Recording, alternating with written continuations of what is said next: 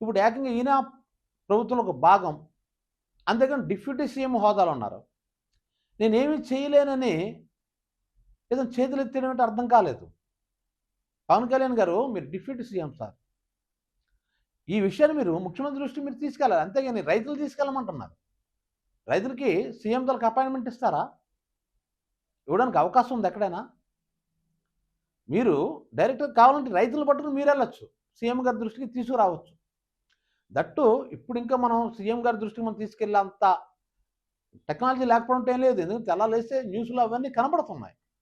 పోనీ ఆయన బిజీగా ఉంటారు కాబట్టి ఈ ఇష్యూ ఆయన దృష్టికి రాలేదంటే మీరే డైరెక్ట్‌గా సీఎం గారిని కలిసి సార్ పలానా దగ్గర ఈ ప్రాబ్లమ్ ఉంది. దానికి 4,000 కోట్లు అవుతాయి ఖర్చు. ఆ విషయం కొద్దిగా మీరు చూడండి అని మీరు అడగొచ్చు.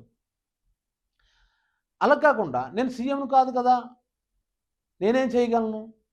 మీరు సీఎం గారి దృష్టికి తీసుకెళ్ళండి. అన్నం ప్రభుత్వం మీరు ఒక భాగం అండి.